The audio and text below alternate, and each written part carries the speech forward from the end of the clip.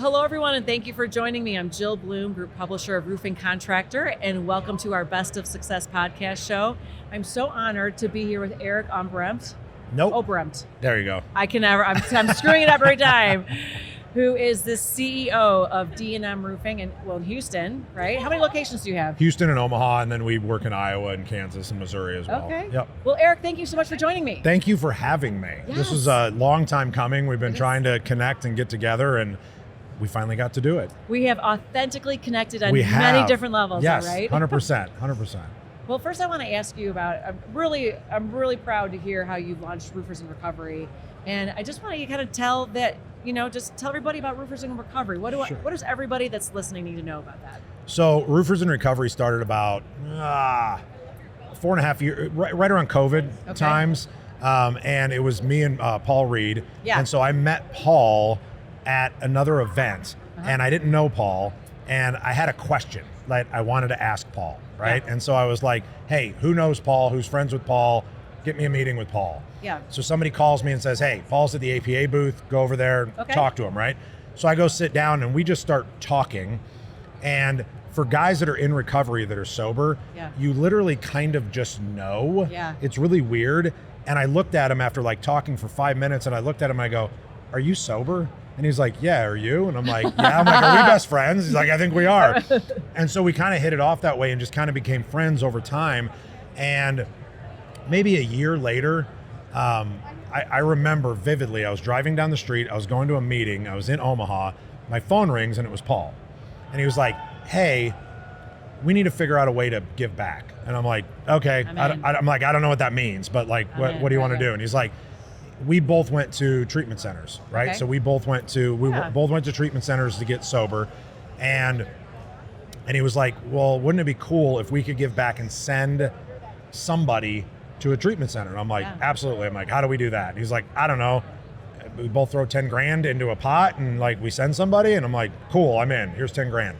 So we both threw some money into a pot and somebody called. Yeah. And we helped them and we sent them to treatment.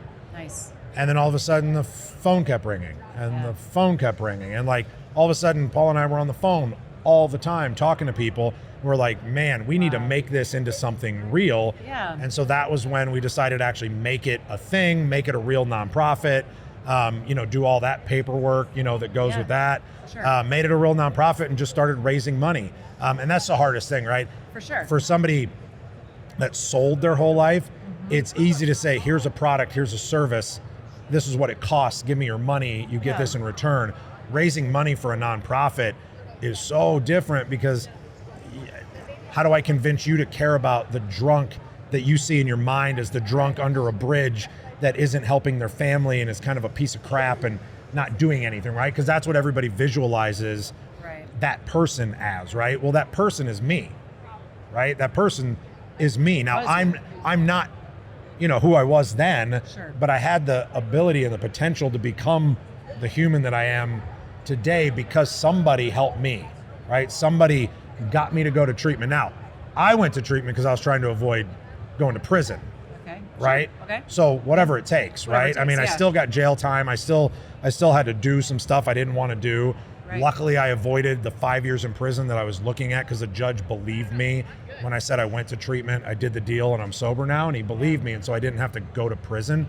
But if somebody wouldn't have given me that opportunity, I wouldn't be sitting here having this conversation with you today. So we were like, this is important, and so we started giving back, and we've sent over 50 people, to treatment to date. I don't know the exact number, but we've sent a lot of people to treatment, and it's super rewarding. We have our meetings twice a week where people can come as a community and like, we have recovery meetings, right? Yeah. They're not AA meetings because we can't do the traditions. What are these recovery meetings? Are these meetings that go on Zoom? Are they like in person? So we have Zoom meetings, and that's what was cool is that we started them during COVID. Yeah. Right? So nobody knew what that even was before. Okay. And so we started having these online recovery meetings where we bring a topic and we talk, and like people would end up finding sponsors inside of our program and then finding a local AA, NA community in their local area to connect with. Mm-hmm. And there's guys that came to that original meeting that are still sober today and like and contribute it to attribute it to coming to that first Roofers in Recovery meeting, right? Yeah. That's cool, right? And we've got a lot of those stories like that, but we've also got the stories where we sent somebody, we helped them, and they relapsed and they OD'd. Oh man. Right? Like we've got stories like that Sure. as well. And like, we can't talk to everybody. We can't send everybody to treatment because we don't have enough money, right? Like we can't help everybody. We try to do everything that we can to help as many people as we can. But then there's going to be people that even if they get the help, they don't get it. Yeah. Right? Right. That's the hardest part of this whole thing. Right? Because you have to want it. There's because no doubt. people die. Yeah, they do. Like people die. And one of the things I'm excited to talk to you about too is I want to help you, and we're excited to help get the word out. So we can, anybody that's out there that wants to maybe help your nonprofit. Yeah. Where do people go to find out more information? Roofersandrecovery.org. Okay. If you're in recovery and you want to be part of the community, literally look up Roofers in Recovery on Facebook, join our Facebook group. I'm the one that lets you in. So like I see it, I'm the one that sees is make sure you're not a marketer. You check the box. Yeah, you're not trying to come in and spam our group. But like we have a group online. We communicate on there. We have meetings on Tuesday nights at 8 Central and Thursday mornings at 7 a.m. If they see a guy like me and Paul out there, amazing right, people, and that we are fine telling our story and putting it out there, we're not ashamed of it. It's part of who we are. It gives them the hope and the courage to be able to ask for help. Absolutely. Because there's nothing harder than an alpha male in the roofing industry to ask somebody for help. Like, I didn't want to do it. No. Right? Like, hardest thing I've ever done in my life. So I bet. we know that it's hard. Yeah. Right? So like, you can talk to us.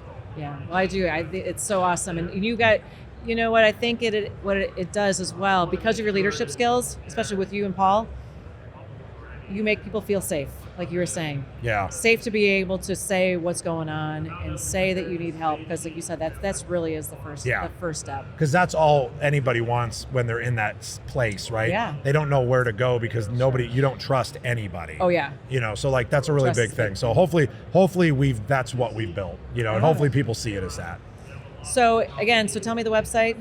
Roofersandrecovery.org. Okay, and if someone's listening and they really need to call somebody right now, like what's the best? What is it? Still go to the website and look up your number? Yeah, go to the website. The best thing to do is go on Facebook. Okay. Right, go on Facebook and you can literally send Paul or I a message and we'll respond. Oh, we have other people that'll help respond if we're busy or whatever, but like we literally respond to our own messages and get people dug into the community. That's great. That's the best way to get a hold of us. I love it. Well, we're excited to help you, and anything we can do to help keep spread the word and keep it out there. We're definitely want to partner with you guys on that for sure. That means a lot.